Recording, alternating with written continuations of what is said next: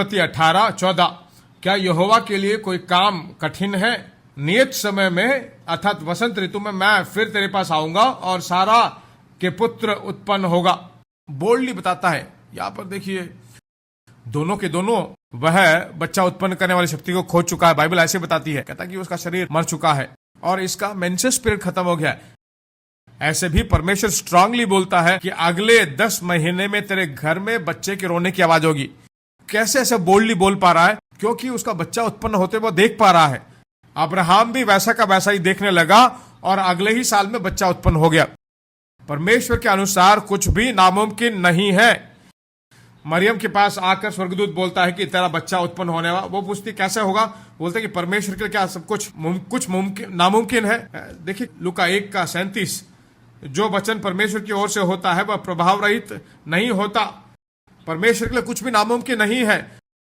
परमेश्वर के नजरों में, उसकी नजरों से एक मनुष्य देखने लगे तो उसके अंदर विश्वास की आत्मा ही होगी, डर नहीं होगा। कार्य छोटे होंगे, परमेश्वर बड़ा होगा। दूसरी बात, विश्वास के दृष्टिकोण से कार्यों को देखते वक्त, क्योंकि विश्वास में एक व्यक्ति जब जीने लगता है, विश्वास परमेश्वर के अद्भुतों को उनकी जिंदगी में आने के लिए डोर ओपन कर देता है।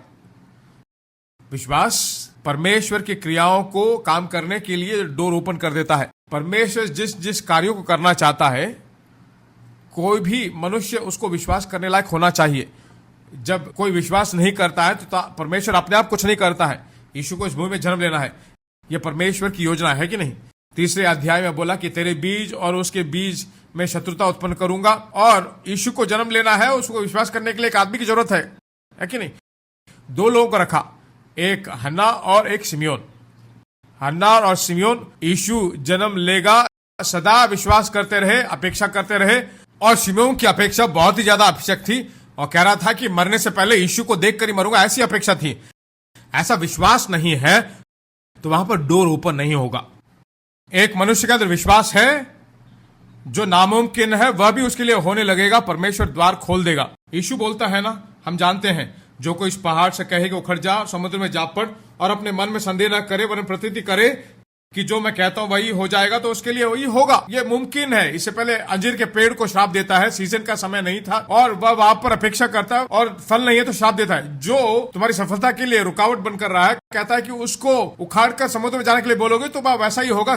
क्यों इतना बोल्डली बोलता है? एक मनुष्य विश्वास में काम करे, परमेश्वर निर्भर है, तो विश्वास के लिए सारी चीजें काबू में है। क्योंकि संसार जो है विश्वास से उत्पन्न हुई। क्योंकि इब्रानियों के पत्र 11वें अध्याय के 3 वचन में बताए हैं कि सारी सृष्टि की रचना परमेश्वर के वचन के द्वारा ही हुई है। दुनिया जिसके द्वारा बनाई गई है उसी के काबू में दुनिया काम करती है कि नहीं? बच्चों को हम कंट्रोल करते हैं, क्यों? बच्चों को ऐसा करो, वैसा करो, ये करो, वो करो, बोलते हैं कि नहीं? क्यों करते हो? क्यों बोलते हो? क्योंकि आपका बेटा है, आपके काबू में है। हम बच्चों के काबू में नहीं है, बच्चे माँ बाप के काबू में है। तो विश्वास के द्वारा ही दुनिया बनाई गई है। तो एक व्यक्ति विश्वास में काम करता है तो सब कुछ उसका आदर करती है। विश्वास जो है कार्यों को कंट्रोल में करके आपकी जिंदगी में काम करने लायक डोर आपके लिए ओपन कर देता है। तीसरा कार्य, परमेश्वर मेरी ओर से काम करने के लिए विश्वास सहायता करता है। परमेश्वर सभी लोगों को आशीष देना चाहता है। परमेश्वर क्या सभी लोगों को सफलता देना चाहता है? देता है कि नहीं? सभी लोगों को घर देना चाहता है। तुम विश्वास नहीं करोगे तो तुम्हें नहीं देगा। विश्वास चाहे तो दे देगा, ऐसा नहीं। जो व्यक्ति विश्वास करता है उन्हीं को देता है। मत्ती 9 को मोड़ लीजिए, मत्ती 9:29। उसने उसकी आंखें छूकर तुम्हारे विश्वास के अनुसार तुम्हारे लिए हो। यह घटना आपको मालूम है। 2 अंधे हैं, यीशु के पीछे आ रहे हैं। 2 बहरे यीशु के पीछे आ जाए तो आश्चर्य की बात है, पर 2 बहरे आ रहे, उनको आंखें कुछ भी नहीं दिखता है। यीशु जहां जहां गए वह सब आ रहे हैं। यीशु पहले वचन में देखते हैं, पहले वचन में जब वो घर में आए तो उस घर में उसका घर था। जब वो घर में आ गया, वह अंधे उसके पास आए, यीशु के पास उनसे कहा, क्या तुझे विश्वास है कि मैं ये कर सकता हूं? उन्होंने उसे कहा, हाँ प्रभु, हम विश्वास करते हैं। उसने उनकी आंखें छूकर कहा, तुम्हारे विश्वास के अनुसार तुम्हारे लिए हो, तुम्हारे अपेक्षा के अनुसार तुम्हारे लिए हो। तुम्हारी जिंदगी में कुछ भी अपेक्षा नहीं करते हो, तुम्हारी जिंदगी में कुछ भी होगा, परमेश्वर पे विश्वास नहीं कर सकते हो तो कुछ भी नहीं होगा।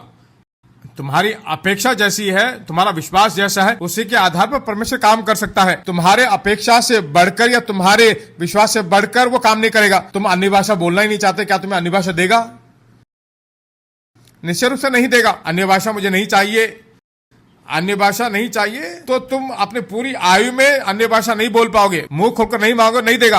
अच्छा कार नहीं चाहिए मुझे, अगर मैं अच्छा कार में आऊं तो मुझे घमंड आ जाएगा। मैं बाइक में आता हूं, बहुत ही नम्र बनना चाहता हूं, जिंदगी भर तुम बाइक में आओगे।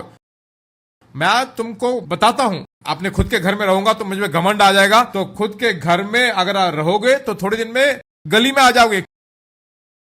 क्यों? ऐसा ही है, तुम्हारे विश्वास के अनुसार ही तुम्हारे लिए अच्छा घर बनाऊंगा, मेरे बच्चे अच्छे होंगे, भरपूरी में होंगे, यह विश्वास करोगे तो तुम्हारी जिंदगी का वो भाग बन जाएगा।